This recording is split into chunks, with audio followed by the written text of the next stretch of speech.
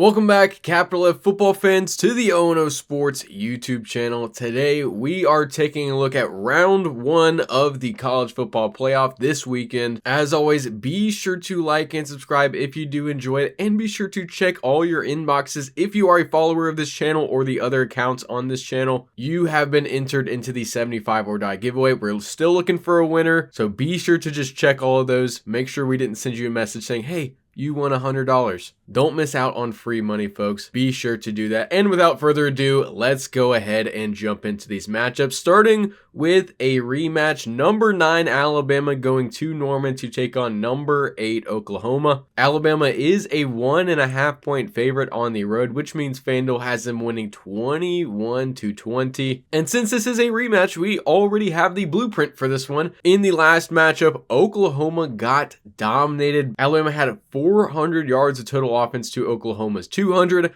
Oklahoma went 3 of 13 on third down. They were held to 70 yards rushing. And in terms of time of possession, Bama was able to hold the ball for 34 minutes to Oklahoma's 26. And Oklahoma ended up winning 23-21. Absolute mind-melting stuff there. But it's because Oklahoma's defense stepped up and turned into both a defense and an offense in this matchup. They got Ty Simpson on the ground 4 times, held Alabama's already bad rushing attack to just 80 yards on the ground, and they forced 3 turnovers, most importantly, and they scored 17 points off of those turnovers. And like I said, they end up winning 23-21, which means without that defensive performance, Oklahoma only scores 6 points on offense by themselves. And with all that being said, in this matchup, if you are Alabama, the simple solution to that is just not letting that happen again. Do not turn the ball over 3 times, and you should be in pretty good position to win this game. Now, it is in Norman. Oklahoma is going to have a big home crowd to service their offense this go around, so you can't just expect to win this matchup. But if last game is any indicator, they, like I said, only scored 6 points without the defense's help. You thrashed them through the air, so you're going to be able to do that again. And overall, despite not having a great rushing attack, you were able to control the pace of this game. Oklahoma's offense has been very, very shaky at times this year. They also don't have a very good running attack to service their passing attack with John Mateer. But head-to-head, these two teams are very similar overall, but Alabama is going to out-talent Oklahoma in this matchup. You just have to protect Ty Simpson better. Like I said, cannot turn the ball over 3 times to Oklahoma's 0 and expect to win this matchup. And with all that said, I do not believe that will happen again. I don't think Alabama turns the ball over 3 times. I think they're able to pass once again. And most importantly, in my opinion, I still don't think Oklahoma's offense matches well against this Alabama front. Give me Alabama to win the rematch and cover 20-16. And next, it is 10th ranked Miami taking on 7th ranked Texas A&M in College Station.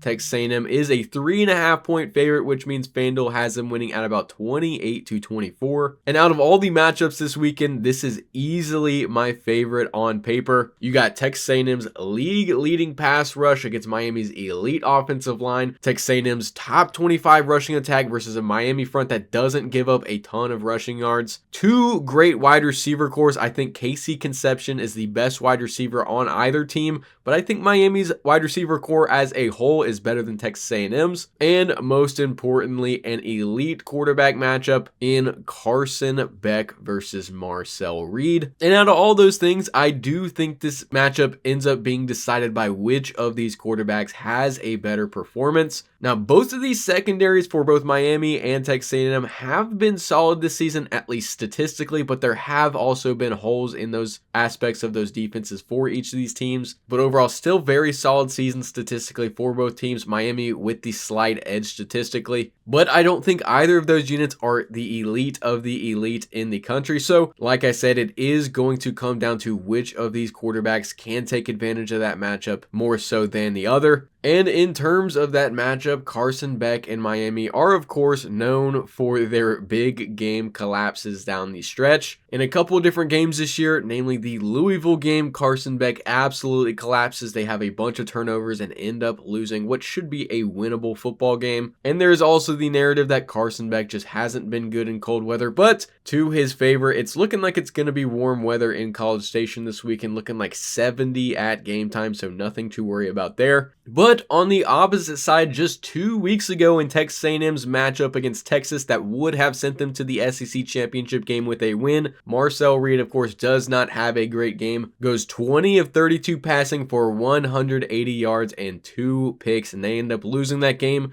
wasting their opportunity at an SEC championship in an otherwise very great, borderline elite season for the Aggies. But as bad as either of these guys have looked at times this year, their upside is elite of the elite. Marcel Reed was a Heisman candidate this season. Carson Beck has looked like a Heisman candidate at points in his career. So we know the floor is very low for both of these guys, but the ceiling is also very, very high. But if you are a fan of the O&O Sports YouTube channel, you know that 2 things are always going to take my vote, and those 2 things are consistency and efficiency, and I will take those all day over explosivity. And of these 2 teams, Miami has been far more explosive at times than Texas A&M, but the Aggies have been far more efficient, far more consistent all year round. I think despite this Miami offensive line being elite, like I said, they're able to get pressure on Carson Beck at points in this game, and his performance is going to be affected by that. And likewise, I think Miami is able to get pressure on Marcel Reed. I think they're able to slow down the Texas A&M rushing offense.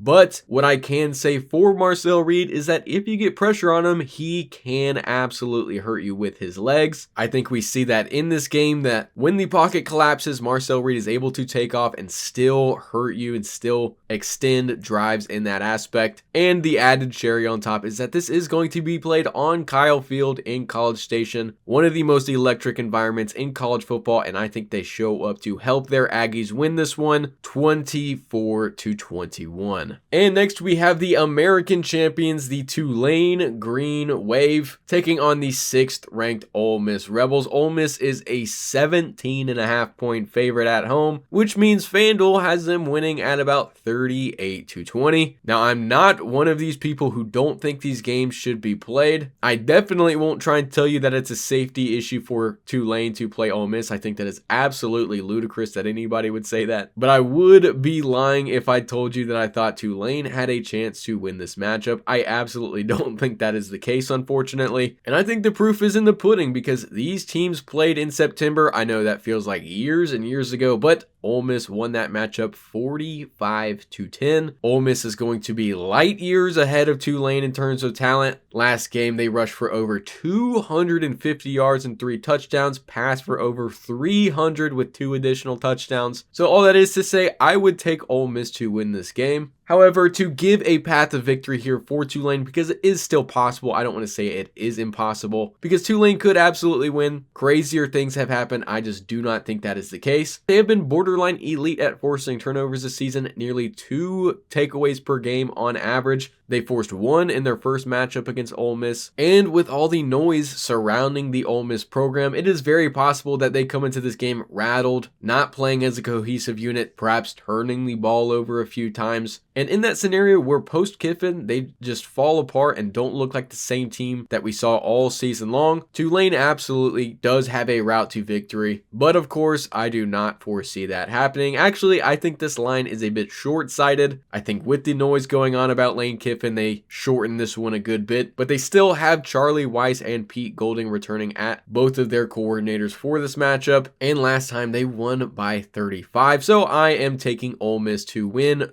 38-17. And last for our first round matchups, it is the Sun Belt champions, the James Madison Dukes, taking on the 5th ranked Oregon Ducks. Now, Oregon is a 21.5 point favorite, which means FanDuel has them winning at about 35-14. And this one, of course, is going to read a lot like our last matchup. Oregon heavily out-talents James Madison, but to JMU's credit, I think they're actually a bit better all around than Tulane. They're top 20 in all of the offensive and defensive efficiency metrics, and selfishly, I would have flipped these two games around. I think James Madison would have offered a much better challenge to Ole Miss than Tulane. Really would have liked to see that new, fresh matchup instead of a rematch of a game we already saw in September, but in this case, they are playing Oregon, and I do not think they stack up well against Oregon at all. James Madison is a run-heavy team. They run the ball at a top 15 rate for over 5.5 yards per carry on average, but Oregon only allows about 3.3 yards rushing to opponents on average per carry. And on top of that, James Madison defense, while it has been good at times this year, doesn't match up well against Oregon's